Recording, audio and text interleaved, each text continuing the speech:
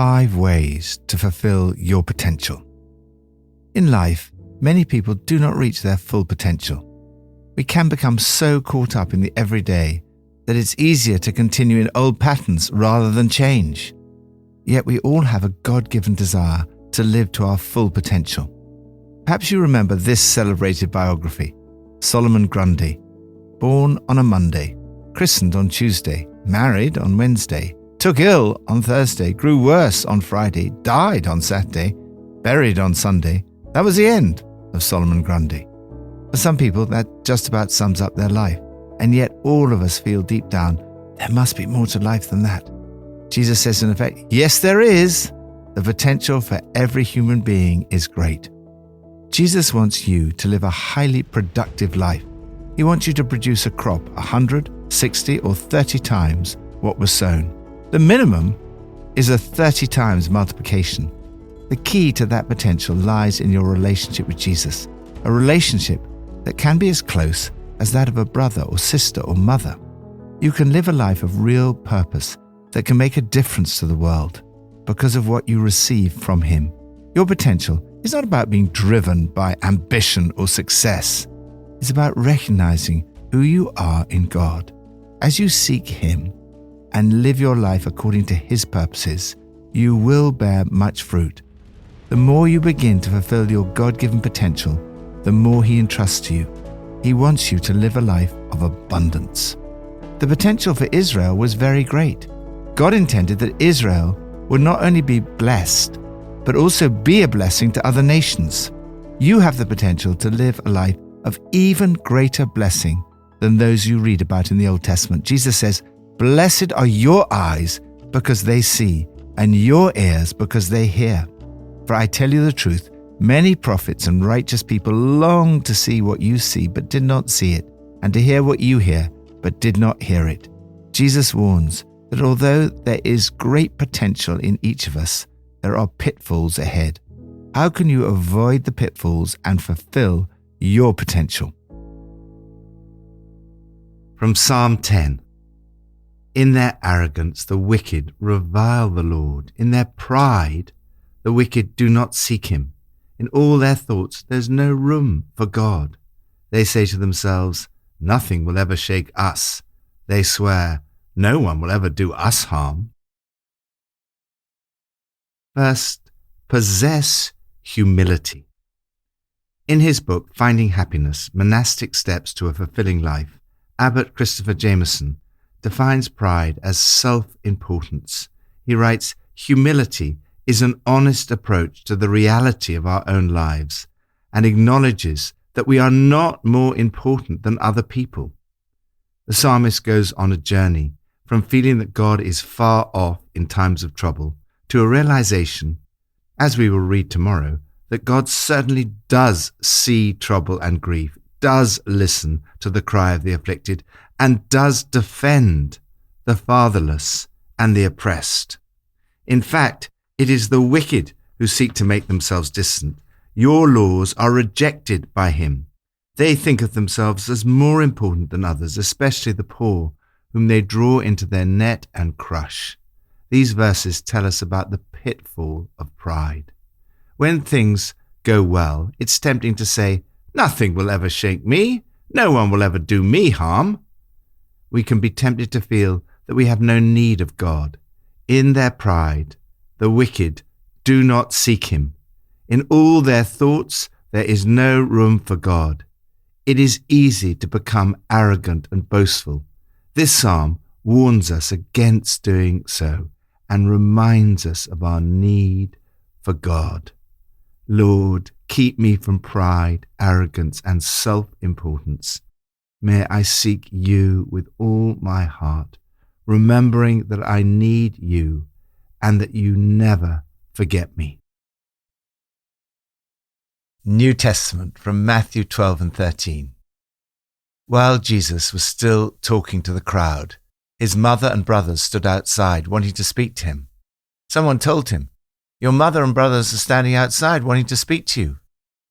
He replied to him, "Who is my mother and who are my brothers?" Pointing to His disciples, He said, "Here are my mother and my brothers. For whoever does the will of my Father in heaven is my brother and sister and mother." Then he told them many things in parables, saying, "A farmer went out to sow his seed. As he scattered the seed, some fell on the path, and the birds came and ate it up. Some fell on rocky places where it didn't have much soil. It sprang up quickly because the soil was shallow. But when the sun came up, the plants were scorched, and they withered because they had no root. Other seed fell among thorns, which grew up and choked the plants. Still other seed fell on good soil, where it produced a crop 100, 60, or 30 times what was sown." Second, pursue intimacy. Some dangerous cults have twisted the words of Jesus to teach that becoming a Christian means severing relations with your family. This is not only dangerous, but it's also unbiblical.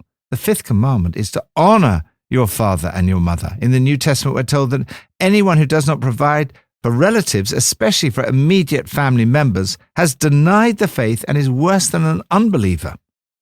Yet Jesus shows here that there's something even more important than your relationship with your own family. Your supreme calling is to an intimate relationship with Jesus, doing the will of the Father. Jesus says, "Whoever does the will of my Father in heaven is my brother and sister and mother." His words speak of intimacy, permanence, and acceptance, a relationship at the deepest possible level. You can have this amazing closeness to Jesus. Stay close to him each day, and you will fulfill your potential.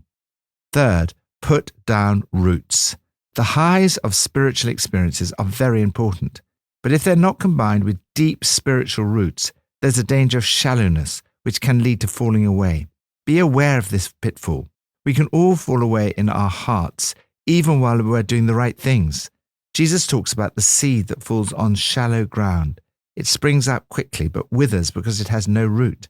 Later on, he'll explain that the person who has no roots lasts only a short time because they fall away when trouble or persecution come. Your spiritual roots are the parts of your life that no one else sees, your secret life with God. This includes your prayers, your giving, and your thought life. If you want to fulfill your potential, make sure you develop deep, strong, and healthy roots in your relationship with God. Fourth, protect your heart.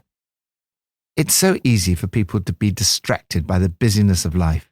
Many things can fill your life and push out time for God, church, and other ways in which your spiritual roots could be developed. Again, this is a danger for us all. Jesus warned about thorns that choke the plant. Later on, he explains that the thorns are the worries of this life and the deceitfulness of wealth. Father, thank you that you call me into this intimate relationship with Jesus. Help me to put my roots down deep and to keep my eyes fixed on you. Help me to guard this relationship and never allow other things, even good things, to crowd in and choke my life. Old Testament, from Genesis 34 and 35. So Jacob said to his household and to all who were with him, "Get rid of the foreign gods you have with you and purify yourselves and change your clothes. Then come, let us go up to Bethel, where I will build an altar to God, who answered me in the day of my distress and who has been with me wherever I've gone." Fifth way to fulfill your potential: purify yourself. In this passage, we read a warning of the danger of escalating revenge. One terrible crime, the rape of Dinah, led to another. The retribution was not proportionate. The people of God attacked the unsuspecting city, killing every male. They carried off all their women and children. The result was a disaster. Jacob says, "You have brought trouble on me by making me a stench to the people living in this land. We're few in number, and if they join forces against me and attack me, I and my household will be destroyed." The actions of Simeon and Levi are roundly condemned for their violence, ferocity, and cruelty. Revenge was not just a pitfall for Simeon and Levi, it's a temptation for all of us. When I'm offended, I want revenge. In the Old Testament, retribution was limited by proportionality, life for life, eye for eye, tooth for tooth, and so on. Jesus sets, and by his death and resurrection makes possible, an even higher standard in your relationships today. Forgive and love your enemies. Joyce Meyer, who often speaks of the terrible abuse she suffered as a child, writes, "Have you, like Dinah, ever been an innocent victim? I can assure you that even in the worst circumstances, God gives us grace to forgive so that we can go on with our lives." Jacob said to his household, "Get rid of the foreign gods you have with you and purify yourselves." God appeared to Jacob, renamed Israel, and said, "I am God Almighty. Be fruitful and increase in number. A nation and a community of nations will come from you."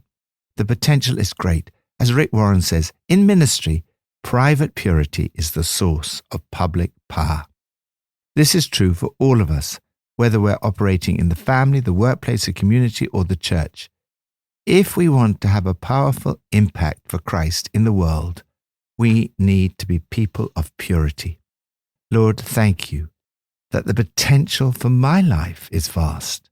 May I produce a crop 30, 60, or even 100 times what was sown. Pippa adds, "Why do you hide yourself in times of trouble?" cries the psalmist. God often seems distant and not there when difficult things happen. Yet in Genesis 35:3, Jacob says, "God who answered me in the day of my distress and who has been with me wherever I have gone." Although sometimes we feel he's not there, he is. God has been with us wherever we've been.